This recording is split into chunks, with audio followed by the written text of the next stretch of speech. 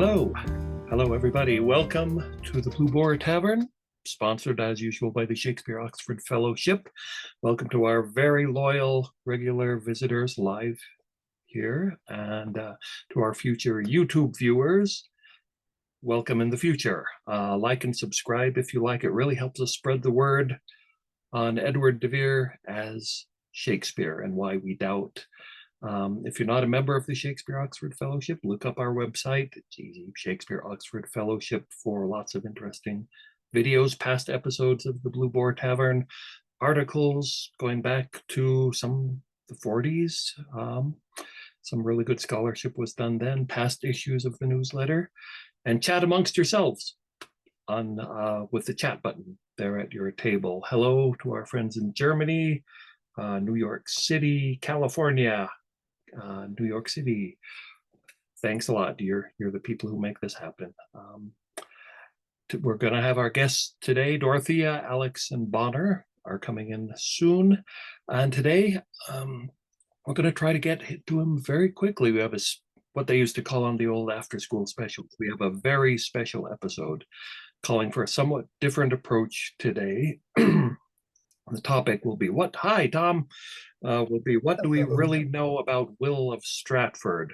And when we thought of that topic, what sprang to mind is our old former table sitter here, Tom Woosnam, who's now a visitor and still an honored guest, and something of an expert on that topic as Tom gives presentations to the public, to people who might not know much about the authorship question but are interested in it. And his presentations are so good and so valuable, we thought, as part of the Shakespeare Oxford Fellowship's educational outreach effort, we're hoping that this episode of the Blue Boar Tavern might become a standard on YouTube, that people interested in information about the Stratfordian, who they think is Shakespeare, might be referred to this very video. So this is sort of an introduction video. Sometimes we get in the weeds here, as you guys all know, but this will be going back to the basics. So we're going to structure it in that way. We'll chat a little bit, and then Tom is off with his presentation that he's given many times. We'll let him take the wheel, and we may go a bit longer tonight, maybe an hour to an hour and 15 minutes or so, whatever it takes. So welcome, Tom. Welcome, Bonner. Welcome, Alex. Welcome, Dorothea. God, we haven't been here for a while, so it's nice to see you all. We've been busy. We've had a few more things on the platter. We just had a conference, the Shakespeare Oxford Fellowship conference, and I think you all had a lot to do with that, making it a success. So you're all exhausted, but you're here. So we are happy to be here and really happy to see Tom again.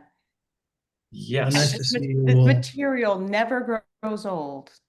If I can jump in a little bit as an introduction to your topic. I know, Tom, the public is constantly told by professors what we, quote, know about William Shakspere of Stratford-upon-Avon. But of course, most of it, when you really look at it, is an accumulated mythology, really. It's based a lot on circular reasoning. To be the author, he must have done this. So must have done becomes did do this. So we know he did this.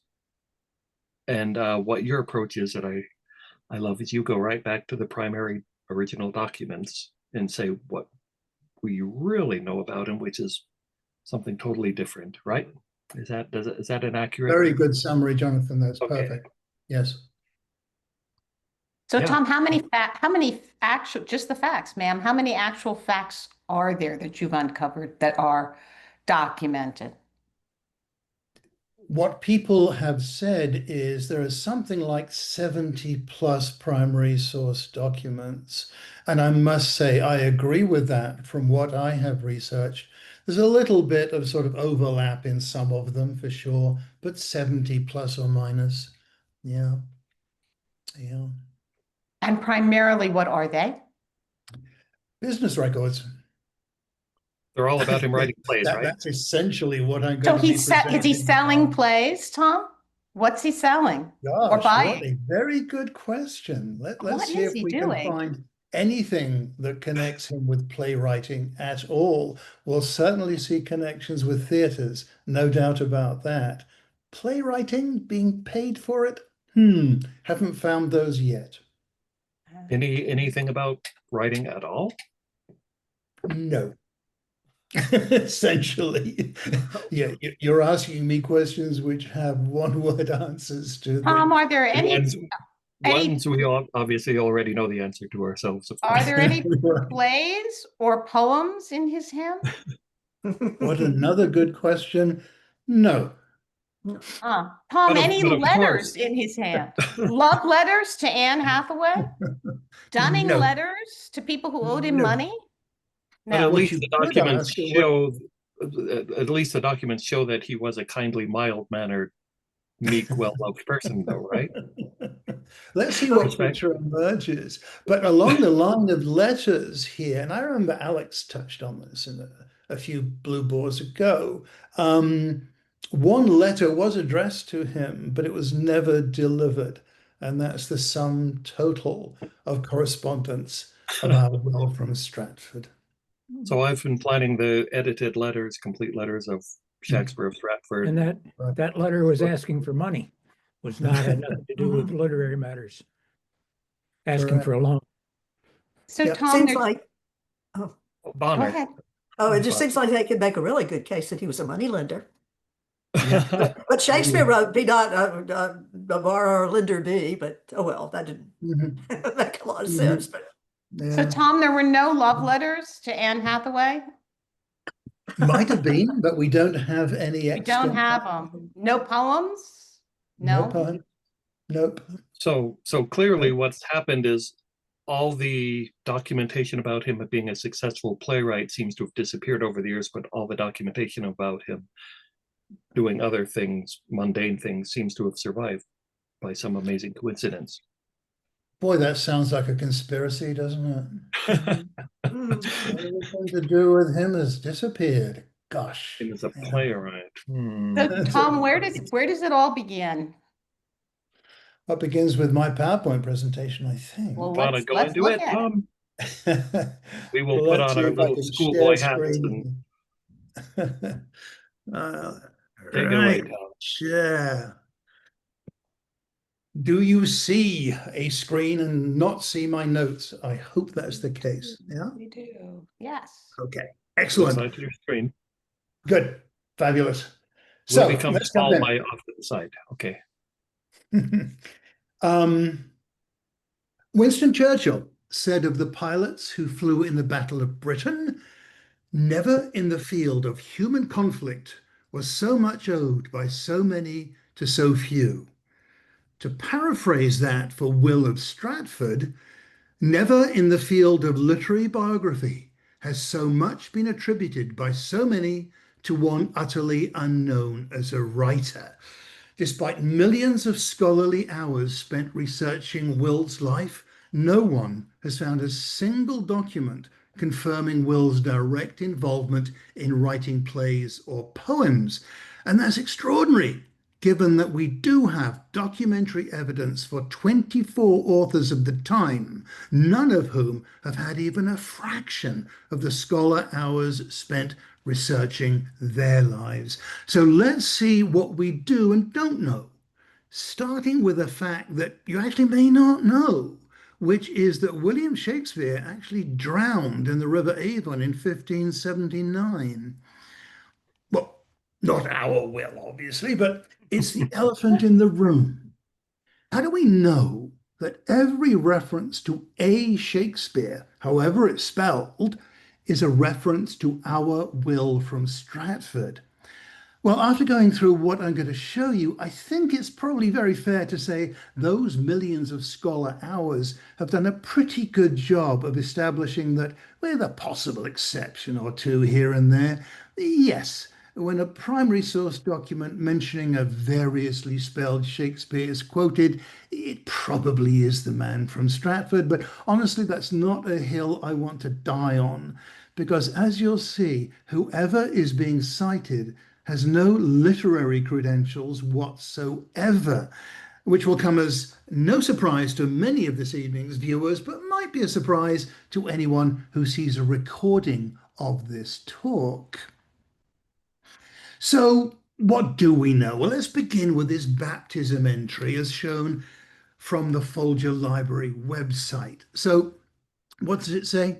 The earliest reference to William Shakespeare appears in the parish register for the Holy Trinity Church in an entry for his baptism, April 26th, 1564. The entry reads, Guilielmus filius Johannes Shakespeare, or in English, William, son of John Shakespeare. Well, that's interesting, isn't it? Because in one fell swoop, the Folger's insertion of a medial letter E has turned a successful businessman into the greatest writer of all time by implying that any spelling that's close to Shakespeare is a reference to an author. And by the way, this is the reference here, and it's in secretary hand, and it goes, I don't know if you can see my cursor or not, S-H-A-K, that's a K there, S-P-E-R-E. That's how it was spelled. But let's move forward and see what we find. So I've made a spreadsheet of everything that's been found, which is about 70 odd entries, and I'll focus on some of them, not all of them for sure. We'll be here all night, but bore you to death. A word about color coding, first of all, though. In my spreadsheet, red is the only color on this slide, and anytime red appears, it's for Will's personal, if you will, family life.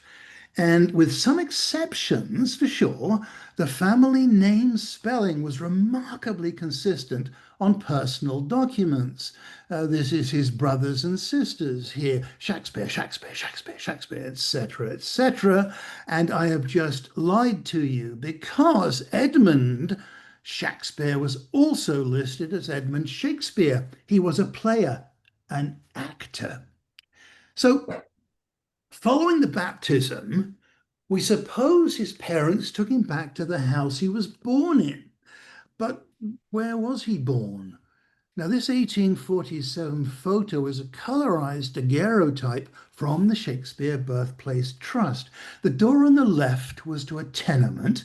The part with the overhang was a butcher's shop in 1847, and the brick building on the right was a pub called the Swan and Maidenhead. So, which was Will's house? Well, we're told it was this bit. Now, why do you think, or why do we think it was this bit? Well, because it had this sign over the top of it, very high. You really can't read it in this photo, but it said the immortal Shakespeare was born in this house. Well, I mean, that seems pretty straightforward, except that if we then take a look at the 1961 Shakespeare Birthplace Trust Act of Parliament, look at the box in red, the house generally known and reputed to be the house in which William Shakespeare was born. Well, that's not exactly a ringing confirmation, is it, that we know where the house is or was? And what's special about the 1847 date, by the way?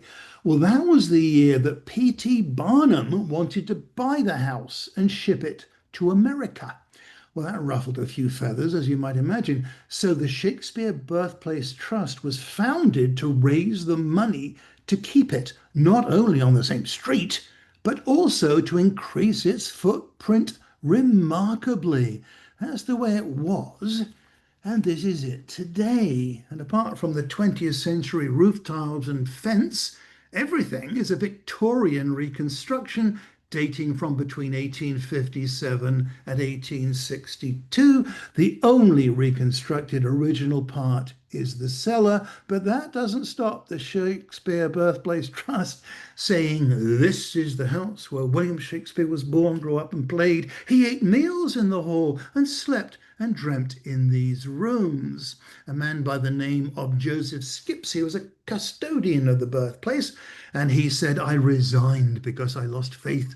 The so-called traditions and legends of the place, they are for the most part an abomination, and must stink in the nostrils of every true lover of our divine poet. So basically, it's my contention that if you paid to go and see the house where he was born, etc., you have been the victim of the greatest legitimized fraud in England. But good luck getting your money back, because as a registered charity created by statute, the Shakespeare Birthplace Trust is subject to the Charity Commission, not consumer or commercial regulators. Only individuals or organizations directly harmed financially or reputationally by the charity's statements can initiate legal proceedings. As a member of the public, establishing personal harm from the trust's birthplace claim would be very difficult, but I digress. Let's go back to this, shall we? So from fiction to recorded fact. Let's look at the two Annes, shall we? There's an Anne Whately, and then there's an Anne Hathaway. Now, Whately lived in Temple Grafton, and depending on the weather, that's anywhere from a 2 to 5 hour round trip to Stratford. Parish records for the area indicate multiple individuals with the name William Shakspere living in the region, so I really don't give this one much credence. Clerical error, who knows? But Anne Hathaway brought a modest but real dowry to her marriage with Will. Her father left Anne the sum of 10 marks, that's £6, 13 shillings and sixpence, to be paid to her at the day of her marriage.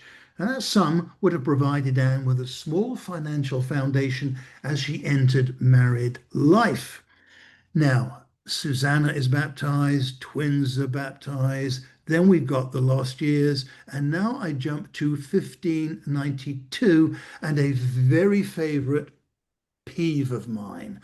I've made the color green. It's the only time we'll see green in this presentation, and that's a pun because this has to do with Green's groat's worth of wit. There is no time to go into all the background detail. That would be an hour all by itself.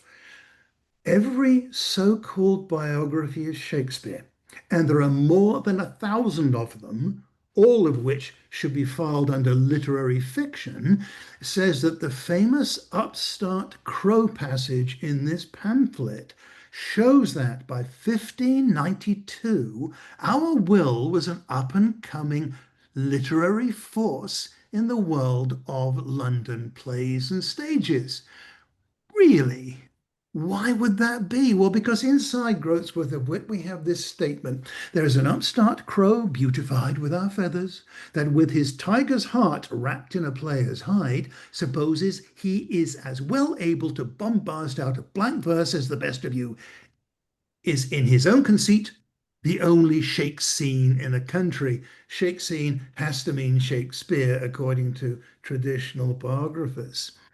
Now, what's the connection here? Well, Tiger's Heart is a pretty clear reference to a line in the play The True Tragedy of Richard, Duke of York, performed in 1592, which goes, "O tiger's heart wrapped in a woman's hide." But here's the problem. The True Tragedy of Richard, Duke of York was published anonymously several times until it was repurposed as Henry VI Part 3, published in 1619 with the Shakespeare name attached to it for the first time. So as far as the public knew, the reference phrase wouldn't have a Shakespeare connection for 27 years. Here's my question. How can you be famous in 1592 for a play that won't have your name on it until 1619? It's a bit like saying Tom Woosnam became famous in 2025 for his play Housewives of Ashland when it was first published with his name on it in 2052. So given that there is no reference to Will being in London in any capacity before 1592, let's not give any credence to Green's groat's worth of wit or the claim that it proves Will was a literary force when he was 28 years old. Let's get back to the spreadsheet. And now I've got 2 more colors to add. There's only 3 in total. When you see black, it's business. When you see blue, it's theatre business. No more colors will be added. All right, so I'll talk about some of these, not all of them. I'm going to skip forward on all of these slides at some point. The Clayton loan, I'm not so sure about this Clayton loan and the Will connection. Clayton lived in Bedfordshire, actually not too far from my hometown, and had no Stratford connection whatsoever. I don't think that's a particularly big deal. The 20, and I'm expecting that you're looking at the slides now as I talk through this. The blue one, the payment of £20, that connects Will with being a shareholder in the Lord Chamberlain's Men theatre company, but not a playwright. He was a shareholder. The two others were Richard Burbage and William Kemp. Both of them were shareholders, obviously, and actors too. Right to bear arms through his father. This is in red. It's a personal one.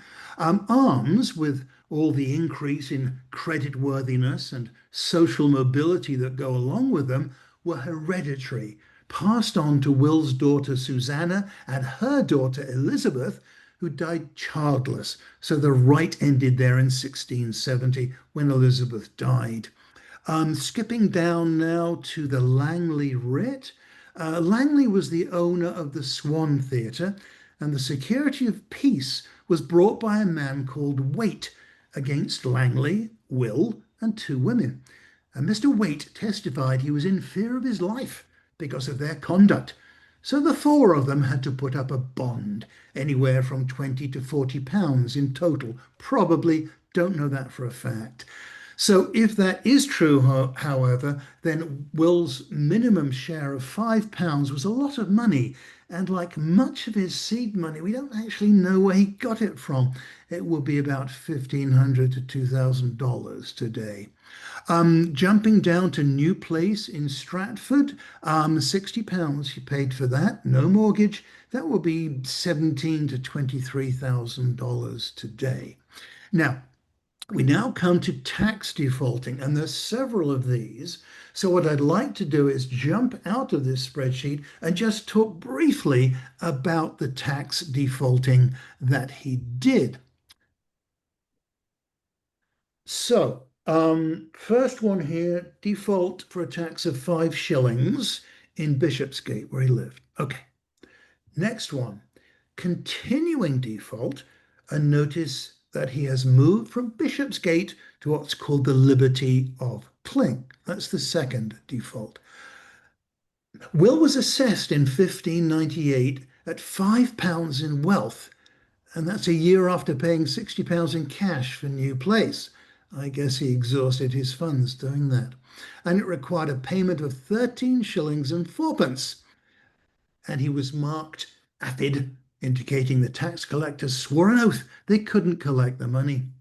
Going on to a year or so later, they tracked the unpaid 13 shillings and 4pence, confirming his connection to St. Helens Bishopgate parish.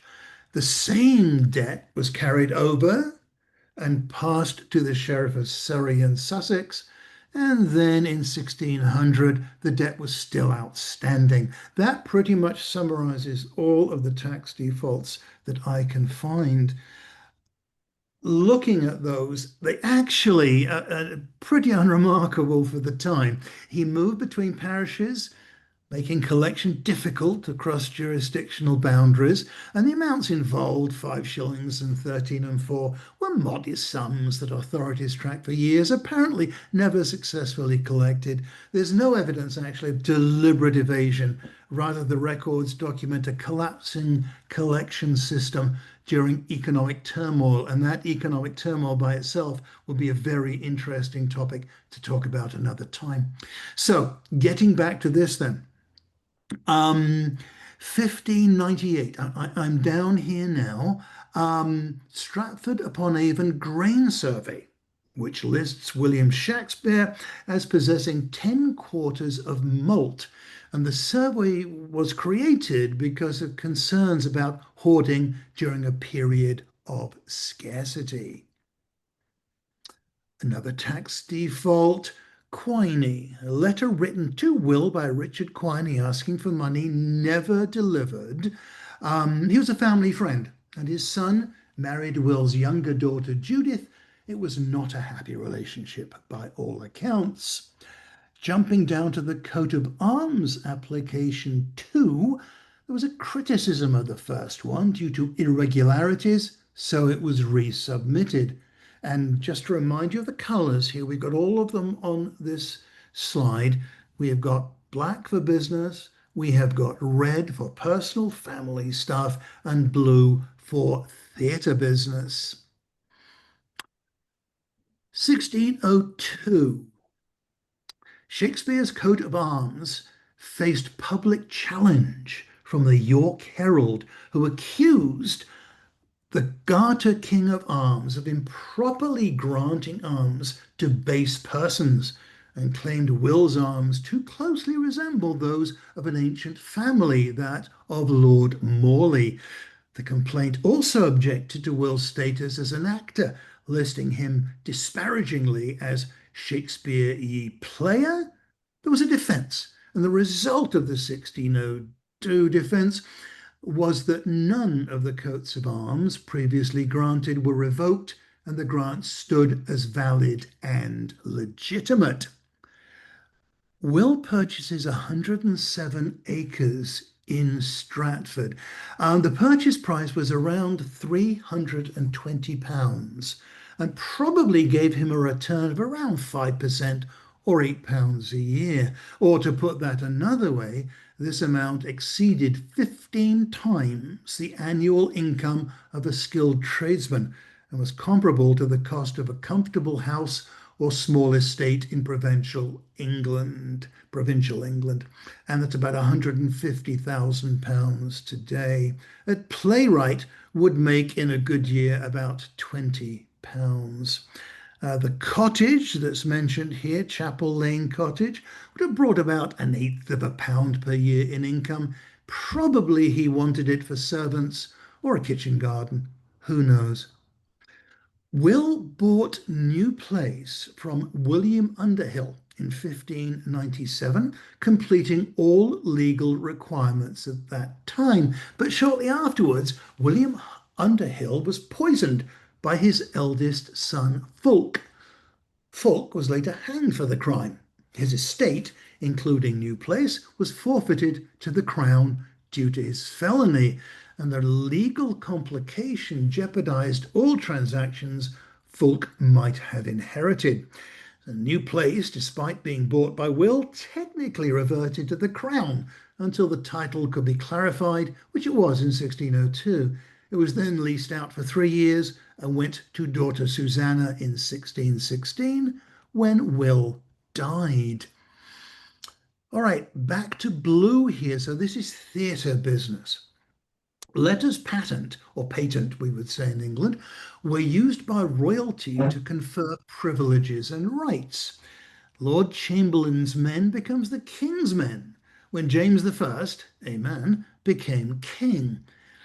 The red cloth mentioned below, a few lines below, marked Will as a royal servant. Elizabethan, Jacobean, sumptuary laws strictly regulated who could wear specific colours and fabrics, including red, which was associated with wealth, high status, and royal service. That seems odd to us today. We can wear whatever we want, but you would get in trouble back in the day if you chose the wrong colour or style of dress. Wearing red cloth was typically reserved for royalty, nobility, or those granted explicit royal favours.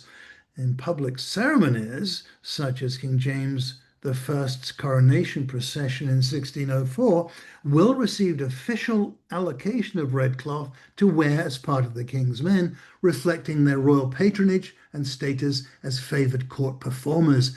Without such permission, wearing red cloth would have been illegal or subject to significant fines and social consequences under sumptuary law. The question then, and I don't have an answer to this, we'll have a partial one anyway, is, so after the procession, what happened to it? Did they have to get it back? Apparently not. The players could keep it for their repertoire of plays.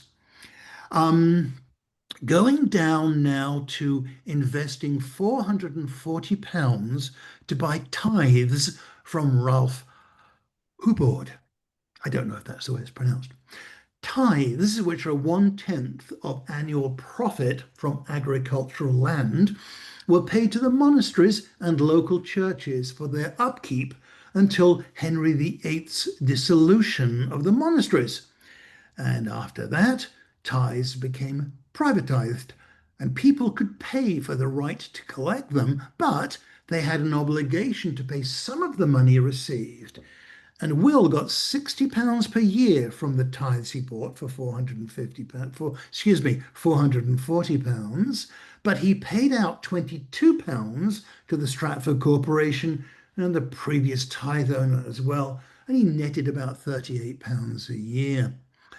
There is a reference to a gold bequest, Augustine Phillips, and that's one of the strongest pieces of evidence placing Will as an active member and colleague within the leading London playing company. It's about £275 today.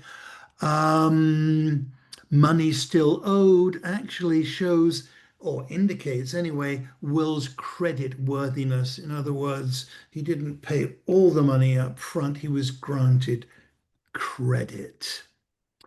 Daughter Susanna marries. There's a suit against John Addenbrooke to recover £6. Actually, that went up to £6.24 in damages. And Addenbrooke died after being found liable, and his surety paid the fine. So Will received the money. We have no idea what the debt was for. Globe Theatre. Will paid roughly £100 for his 12.5% stake in the Globe, which returned about £40 to £100 per year in the early years when the theatre's gross was around £1,200 annually before expenses. Blackfriars Theatre, after the Burbages reopened the indoor Blackfriars in 1609, Will gained an additional share there. So stepping back and looking at his combined income, the estimate at the height of his career, let's say 1608, 1613, Will's total annual income, including acting and company shares, was probably between £300 and £500 per year. That placed him very comfortably among the affluent middle classes. A gentleman called Combe here, he was the one who sold Will the 107 acres of land, and Will reciprocated in his own will by leaving his sword to Thomas Combe, John's nephew and heir. In 1611, he was listed among the citizens of Stratford as a potential subscriber towards the cost of prosecuting a bill in Parliament for the better repair and maintenance of the highways. Now, the Mountjoy case comes next. Did I put it down there? I did. Very bottom. 4 depositions in the Mountjoy case. And this is another one of those where we could go on for a long time talking about the implications.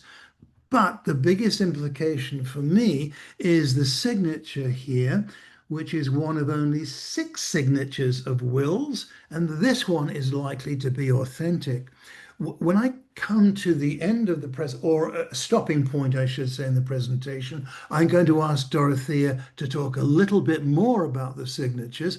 But for now, I'd like you to see what the 6 that we credit Will as having written. Look at the actual spellings there. Shakespeare.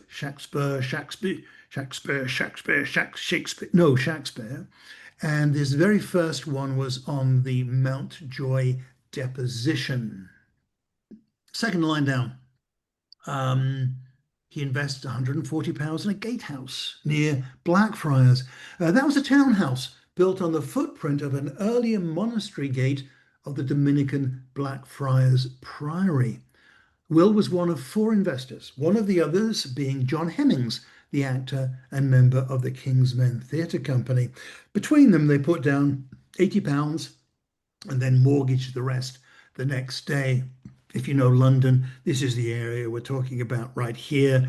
And if you go nearby, you will find this plaque. William Shakspere purchased lodgings in the Blackfriars Gatehouse, located near this site.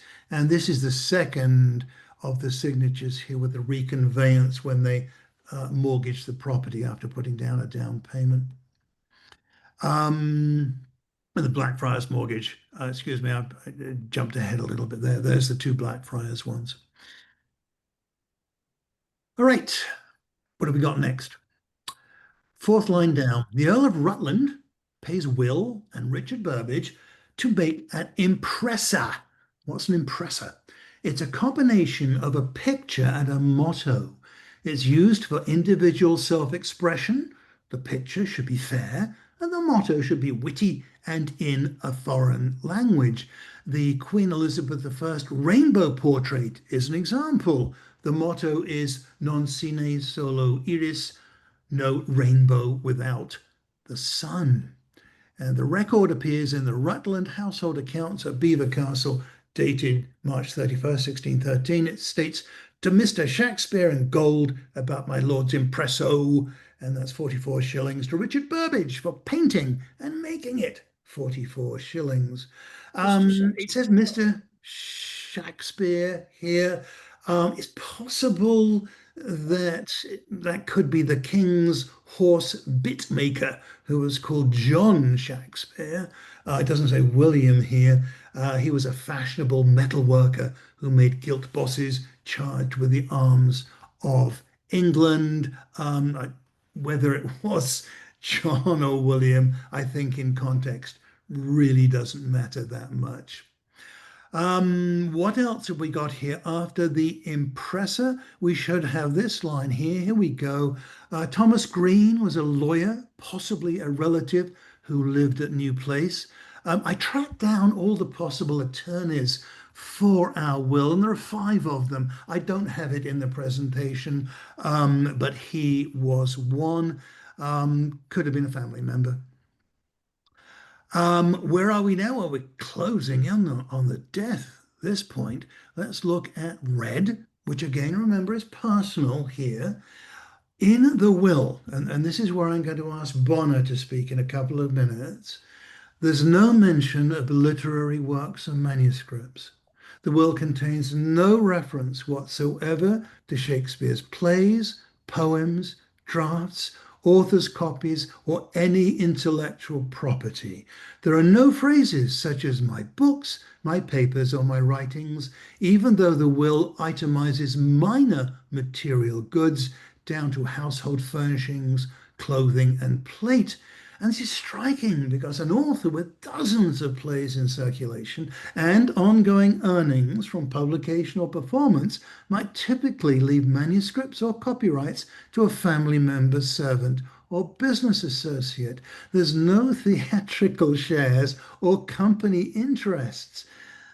Will had held shares in the Globe and Blackfriars playhouses, we're told, as confirmed in the 1615 depositions. Yet his will doesn't mention any theatre shares, leases, or income from the king's men. Such property was valuable and usually saleable or inheritable, but his will is silent on it. No books or personal library. There's no bequest of books, maps, or writing instruments, items commonly left by educated men of similar means. This omission seems anomalous given the literary, historical, and religious allusions found throughout the Shakespeare canon, which presupposes a substantial library. No references to fellow writers or literary friends. Aside from interlineated gifts of mourning rings to John Hemmings, Henry Condell, and Richard Burbage, there is no acknowledgement of literary collaboration, correspondence, or mentorship. These names appear secondarily, not in the main body of the will. They seem to be added later. There's no charitable or educational bequests. And like many prosperous Elizabethans, the will contains no gifts to schools, scholars, or church institutions, and no hint of patronage towards the theatre or letters, unusual given Shakespeare's considerable wealth and civic status. Just go on a little bit here. These are the signatures on the will. This is the line that records the death of Will Shakespeare, Gent. Okay, now I've got lots more to talk about. But this, I think, is a good stopping point in case there are some questions. And if Dorothea and Bonner want to jump in, that would be great. I'm going to stop sharing and see what you all say while I have a drink of water. I think Bonner should go first unless there are questions. When I started my examination of Mr. Shakspere's will, I went to the Rice University Library in Houston, and they have a whole section of stuff for Shakespeare, and I pulled down every single biography and looked up what they had to say about the will. Every single one. This includes Scott McCrae, the ubiquitous Schoenbaum, Jonathan Bate, everybody who's anybody who wrote a biography. And this is how much stuff there is that talks about the will. Does this look rather thin to you? Obviously, this will is something that these great experts don't want to talk about. A.L. Rouse, in his very influential book that's in here, and I Xeroxed it. Everything they had to say about the will is Xeroxed here. So, I mean, if I made a pretty good point right there. But he spends 3 paragraphs discussing the 3-page will and calls it neighborly and generous. Well, it's neither. And you can ask Mrs. Shakespeare about how generous he was giving her the second best bed. Tom, you did a wonderful job of telling what's not in the will that ought to be there. Just how seriously a bequest to the Stratford Grammar School should be there is just hard to overstate. I don't know that y'all remember Dr. Robin Fox, who passed away recently, excellent anthropologist who did a very close study of the grammar school educations, and he claimed it was basically mandated for a country boy who goes to London and does good to come back and give a bequest to the school where theoretically he was educated, and what would educate generations of his future generations of his family, which he does not do. And that it's an oversight after oversight that is just, it definitely boggles the mind. Professor David Ellis, who wrote a book, The Truth of William Shakespeare. If you haven't read it, it's a lot of fun to read because he's very humorous in the way he discusses all this stuff. But he says, in general, every scrap, no matter how unappetizing it may be, is seized upon ravenously in these biographies. So considering the one thing they really don't want to seize on is the will, and it's really the foremost documentary thing we have for his life, where he's getting to the end of his life, and he's been quite wealthy, as Tom did very successful, as Tom did a wonderful job of pointing out.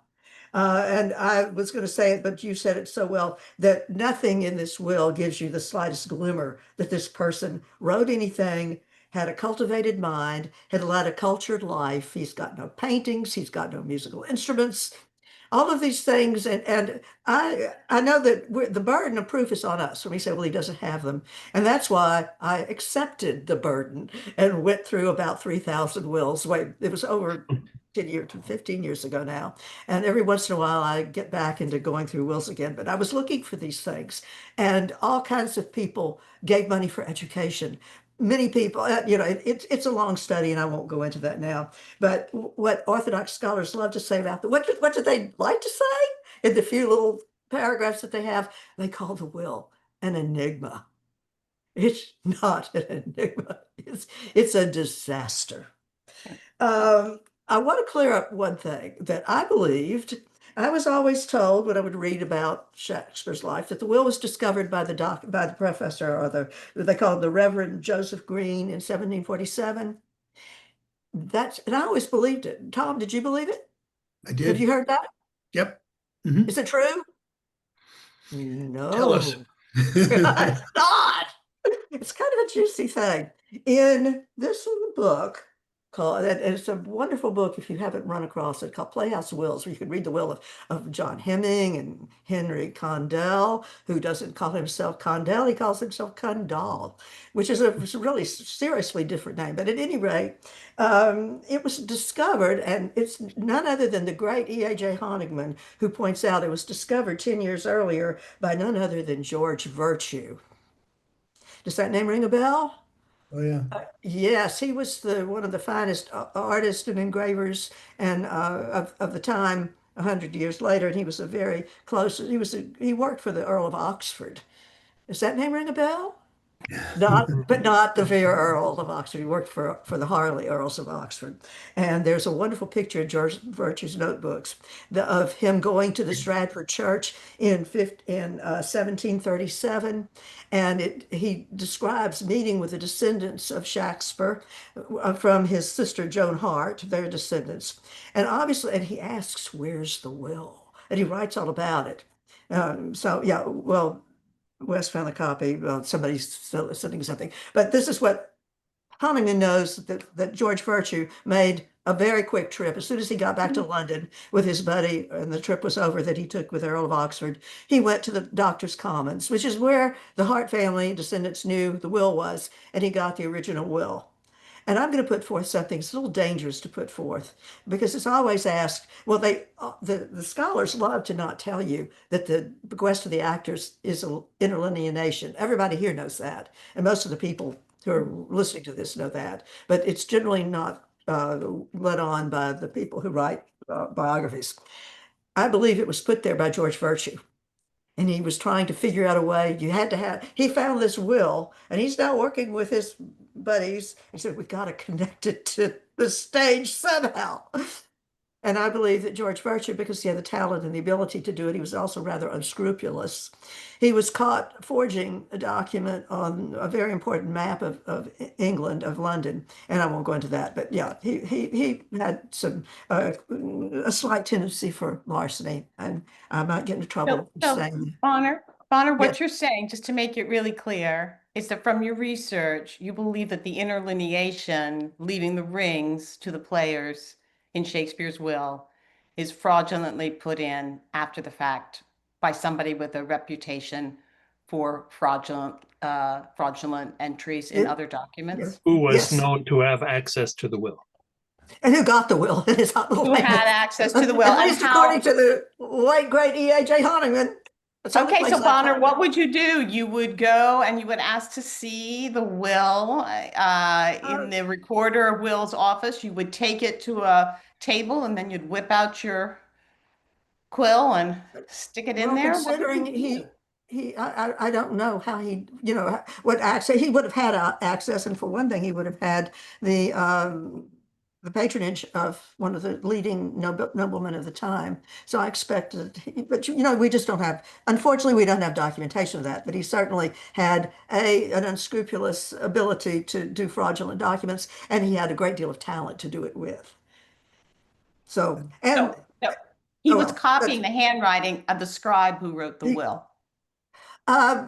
Good question. Who wrote the will? But he could certainly do. Not Shakespeare. He could certainly put secretary hand in this. Inserted. And this was also according to Honigman, who went through all of these wills. There are about 130 of them, and this people connected to the theater. He said that Mr. Shakspere's will is the most highly altered will that he found trying to track down original wills of people all over the place, including Hemming's will and Condall's will and other actors who, by the way, and not incidentally, had their shares for the shareholders, and they had their shares, and they talked about their leases, and they were very careful to make sure that they were still getting good income from this, which is why they wanted to be sure that, particularly Hemming wanted to make sure that his family would continue to get the profits that he had been entitled to all these years from when he died in 1630, which was a long time for his retirement, which again brings up the question as why somebody who's as strong and aggressive a businessman as Mr. Shakespeare was, didn't really, we don't have any idea where they went to. B. Roland Lewis, which is actually the very best discussion of the will.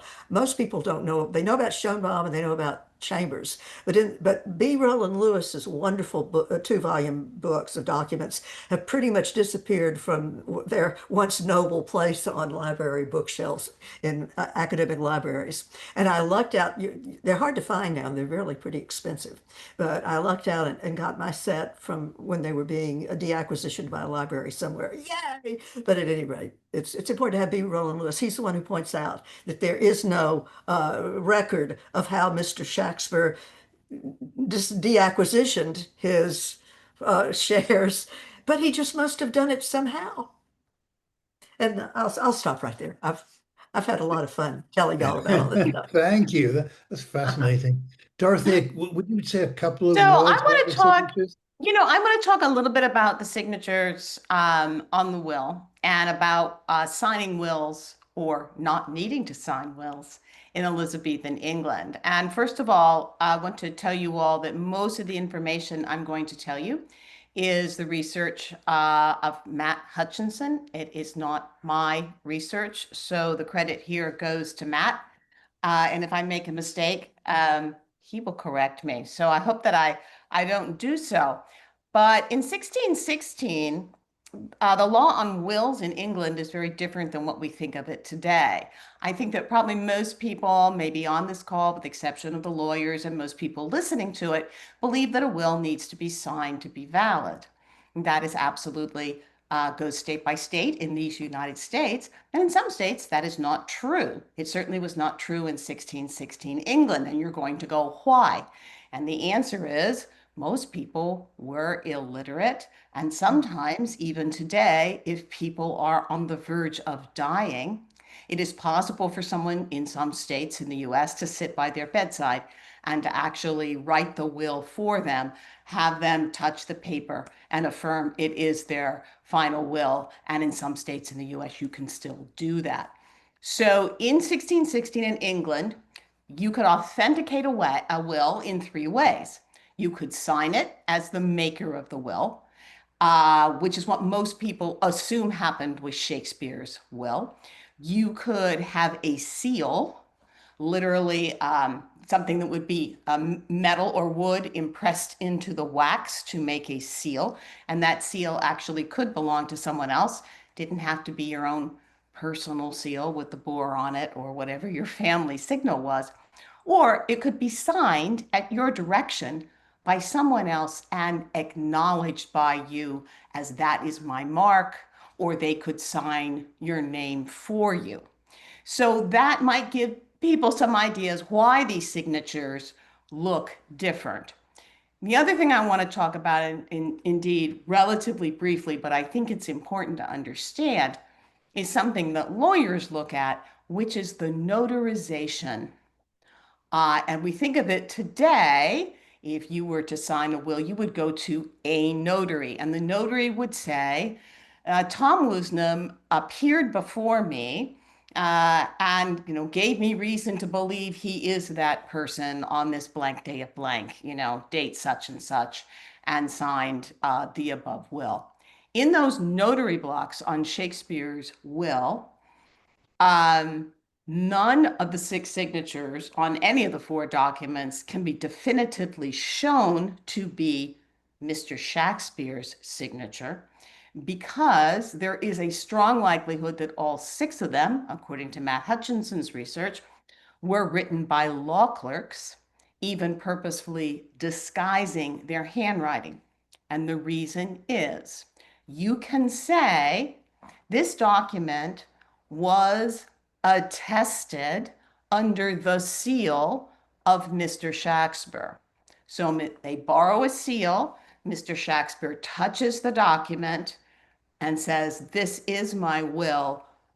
The attestation by the notary records that, and the will is valid. The magic word is hand. By the hand and seal of Mr. Shakespeare means that Mr. Shakespeare held the quill and made his signature. So in looking through the various attestations that the notaries made to the wills, the signatures do vary. And part of the reason in Matt's theory is that because Mr. Shakespeare may have made blots in the signatures, there's some of those, he may have made marks, he may have put his hand on it. But from reading what the law clerks were writing in the notary blocks at the end, it is clear he never used his hand. In other words, he never signed himself. And the other thing that Matt pointed out that I just think is really fascinating is that none of the witnesses signed at the same time that Shakespeare, however you want to say, acknowledged his signature. They all signed months later. So they were not in the room at the time he acknowledged, put his hand on, signed, whatever he did with that will, they were not there to watch it. They are a different date and in different ink. Thank you. Thank you. Well, there's a lot more that we could say about this. I've worked on these signatures in the will for a long time, of course, and I believe that the By Me William was actually another one of George Virtue's little additions to try to make it seem a little bit nicer. One thing that I think I've made a very good point of, and it's been accepted by the by the National Archives, is that the 3 pages of the will came at 3 different time frames of his life. I've established that. In fact, I did it, and it's been not credited to me because I gave it. I believe Alec McNeil remembers my talk from way back when at the conference, and then I gave it again at an event in Boston, where I showed exactly how the will was patched together. 3 pages of the will that come from 3 different time frames. And was patched together. Oh dear, somebody's trying to call me. Oh dear. But at any rate, then Tony Poynton in his fine book points out I believe there are 4 places that were, shall we say, touched up by Mr. Virtue. And I think the By Me William is one of them. It was added, and one reason for that is By Me William. I'm working on this right now, and I need to get some original wills to come in to get them scanned for me. But generally the By Me William is not where the signature is, it's within the body of the document as it's getting to the end, and it indicates that the will maker wrote the will in his own hand. That's what it meant. And of course, nobody thinks, as much as they would love to, that this will of Mr. Stratford was, and I call him Mr. Stratford, was in his own hand. They believe, and I think that may be true, that the scribe for the will was somebody who just came to Stratford and did the will. Problem with that is it does seem to be the same hand, but you've got 3 different time frames for it. And if he did decide to sign it, and I believe he did, I disagree with very, very respectfully, because I love Matt's work, and he's a very, very wonderful researcher, and we're so glad to have him on board. But I believe that what happened with these signatures, for example, for the first one, Mr. Shakespeare goes to London to be deposed, to have a deposition. And he gets there and he's sitting around a table, and everybody there can write their name, and he can't, because he hasn't read his name before his life. And so he says, show me, like a kindergartner. And this is it. And the reason it has elements of secretary hand in it, which Matt did a wonderful job of elucidating, it's secretary hand because the people writing the scriveners there, the scribes, write in secretary hand. And so he's trying to copy like a little 5-year-old or 7-year-old who's just learning to write their name. And that's why you have 6 different ones, because you're looking at different scribes. And the scribes, by the way, they had associates. And you see that in this book, where they tell who the different, in Mr. Shahaniman's book, where they tell who was the scrivener writing the book, writing the will, excuse me, and if they had assistants. So there are a number of people there who can write pretty well, and so you get a slightly different version of how a scribe would write his name, and then he's copying, and he doesn't do a very good job of it. But the problem, Bonner, is that the jurats say that he didn't sign. They all say he attested or it was sealed. So the jurats at the end, that's the most interesting thing to me, is the jurats indicate that the law clerks were saying he did not sign these, but that's okay. The wills are still valid because there are other ways of making will.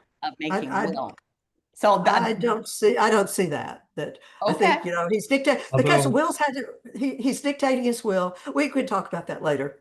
And he thinks he ought to be, for example, the deposition, he thinks he ought to be able to sign the deposition. Other people are signing and buying the piece of property at Blackfriars Gatehouse, but he's making him stab. He's got an ego. He's been very successful in business, in spite of the fact that he is probably highly illiterate. Oh boy, would the Stratfordians like to come after me. I may I might be getting onto dangerous territory here, but Yeah, let me leap in here because there's a couple points that occurred to me, and somebody had asked a question that I think this would be a good place to jump in, and then we can move on to Tom again. But, well, I guess either way, whatever Bonner and Dorothea are saying, neither of those scenarios look good for Will of Stratford. They do now. Neither of them, whichever way it falls. Something, it may have been in Matt's work, I'm not sure, but I've only seen it in one place. You see in those signatures, as long as they're up. I've always noticed this since for years and years, all my life, that interesting W that supposedly is in his signature with a little dot in it. Mhm. And I saw somebody point out that was that dot was a common scribe thing to do. And that this person looked at many signatures and people tended not to put the little dot when you signed your signature. It was something scribes did. So that's a little clue indicating that those Williams are written by a scribe, not by Shakespeare. And here's something that came up. This will sort of sum up everything Tom did in my answer to it. Somebody asked in the questions and answers, I find confronting the unevidenced allusions in the first folio to Will of Stratford to be more convincing and not all the minutiae of his life, just my humble opinion. So thinking about that, which is a completely valid thing, and I'm glad it doesn't have to be one or the other. But I think, Tom, your reason in going through every single record is the tediousness of it all is the point. Yes. Yes. That's the argument. The point. There is because people hear what the professors say. We know this. This is what we really know, and it's like being beat up with a mundane mallet. It's just boom, boom, boom, and it goes on, and there's nothing there about writing or nothing glamorous, nothing indicating genius. Definitely. So To who that was point, the man who is the man in the mundane facts that Tom has recited? Do you want to go on, Tom? Yeah, what's the picture we draw of him? So two things right here. To answer your question, Dorothea, he was a very successful, sharp businessman. No doubt about that. People say country bumpkin. I do not buy into that. He knew what he was doing with money. But to the previous point, I now have some interesting slides rather than all this dull stuff, which hopefully puts a period or a full stop to this whole talk of mine. So, whereas in the beginning, what I did was take him from baptism to his house, what I'd like to do now is take him from his death to his grave. And I got a question mark here for a very good reason. Is it his grave? There is no name William Shakespeare on it. It's in the chancel of the church because he was a tithe owner, which carried that privilege. That's why he's buried in the chancel. We think it's his grave because it's between his wife and his daughters, and it probably is, but it has no name on it. There is doggerel, of course, in iambic tetrameter, not the pentameter the author is known for, apart from Sonnet 145, which is in tetrameter, and it reads, "Good friend, for Jesus' sake, forbear to dig the dust, enclose it here. Blessed be the man who spares these stones, and cursed be he that moves my bones." This is supposed to be from the same person who wrote Out, out, brief candle. Life's but a walking shadow, a poor player that struts and frets his hour upon the stage, and then is heard no more. I cannot speak those lines without getting goosebumps. Good friend, for Jesus. Yes, okay. Now, what about the first documented visit to Stratford because of the Shakespeare connection? Lieutenant Hammond, 1634, 18 years after Will's death, 11 years after the first folio publication, said, "In that day's travel, we came by Stratford-upon-Avon, where in the church in that town there are some monuments, a neat monument of that famous English poet, Mr. William Shakespeare, who was born here." Now, when he saw the monument, this is what Hammond is likely to have seen. It's a sketch by William Dugdale. And this is what you will see today. You notice that Hammond would have seen somebody with his hands on what looks like a sack of wool or something like that. And now we have an author with a quill in his hand. We do know the monument's been changed several times over the years. But to try and make some sense of all of this, we have to go back to the first folio published in 1623. And it's my contention, others will disagree, that the whole myth arose because of two words in the frontispiece, the prefatory material to the first folio. They are Stratford, as in Stratford Monument, and Avon. Now, there are 7 river Avons in England and 3 more in Scotland, whose name is or includes Avon. And those are only the ones important enough to have a Wikipedia article. How about Stratford itself? Well, there was a part of London called Stratford. In fact, there still is. It's got its own tube station right here. It's on the Jubilee and Central lines. So if you take this Sweet Swan of Avon and then look a couple of lines lower, it says, and make those flights upon the banks of Thames that so did take Eliza and our James. Well, you've got the Thames is a river, as Avon is a river, but did Avon mean anything else? Yes, it certainly did. It was the name for Hampton Court Palace on the River Thames, according to William Camden, author of Britannia, A History of England. And it was a place where both Elizabeth and James watched plays being performed. Well, not at the same time, of course, because she was dead. But nonetheless, they both saw plays at Hampton Court. If we go back to the church, there is the monument, and underneath it is writing, and there's the writing that you can see. I've blown it up for this slide. It's in English, and it's also in Latin. Let's look at the English first. I'm going to read it out, and I'll try and pause at the commas and see what you all think. Stay, passenger. Why goest thou by so fast? Read if thou canst, whom envious death hath placed within this monument, Shakespeare, with whom quick nature died, whose name doth deck this tomb, far more than cost.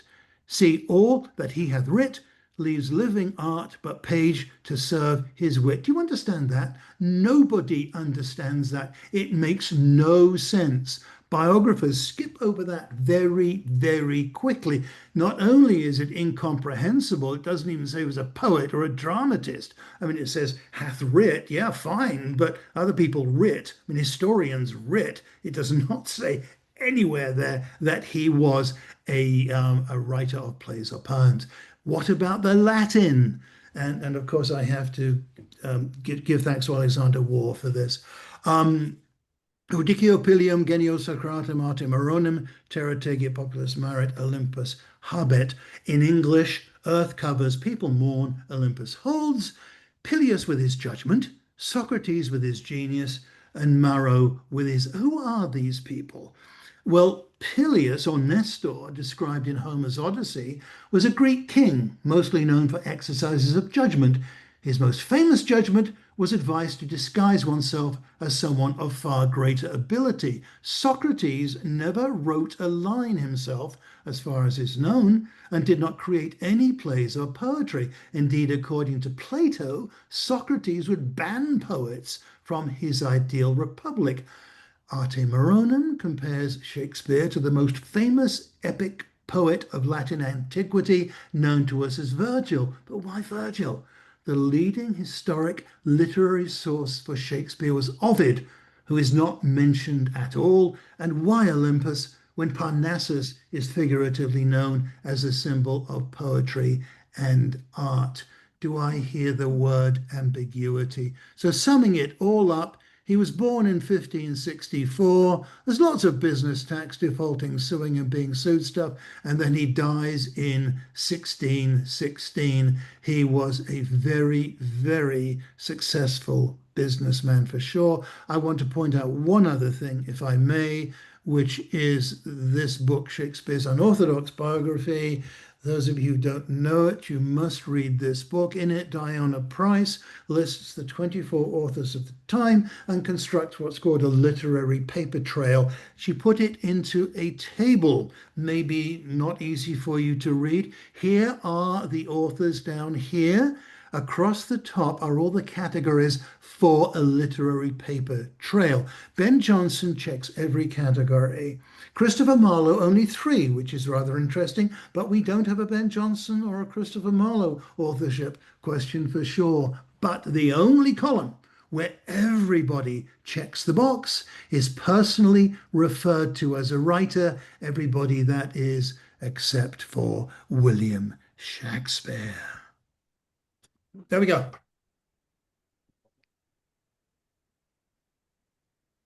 Thank you, Tom. You're stunned into silence, aren't This you? is a lot of rush a little bit at the I had end there, but I accidentally wanted to muted get that in. myself. That's why. Yeah, this is a lot of stuff. A lot of our members know this, of course, but it's always good to get back to the basics and put things out into the world for the people. I mean, this is the information that turned me into a doubter first and then an Oxfordian later. So it's good to go back to this and present it. And like I said before, you know, it can get tedious looking at his life records. I remember in Charlton Ogbur's book, looking through it some years and years ago, and it's like, it's boring. None of the glamour you find in the biographies is here. What we know about him is boring and nothing indicating genius, let alone a writer genius. And he didn't even poach any deer. Yeah. Right. Well, that's Right, something I that's like was the hoping to most get into. interesting thing about his life is he was caught deer poaching only, was he, Tom? I wanted to know. You know what? And we didn't even get No. into this. And I would like to at some point is and of course we don't have time. We have like 4 minutes left, but getting into what the records show about his real personality. And I'll just quickly say this. I remember a great discovery, stunning new discovery by Stratfordian professors looking at it, saying, oh, he hoarded grain during a time of famine. A stunning new discovery about Shakespeare of Stratford is he may not have been a nice person. And I was like, we've been talking about that for decades, but you've been ignoring it. So they ignore things that don't go against it. They do ignore things that go against their mythology of Shakespeare, but when they discover it, suddenly it's big news. Whereas we've known this for a century now. He wasn't a nice person from what the records indicate. Definitely not a great soul. So that would be interesting to get into in future episodes.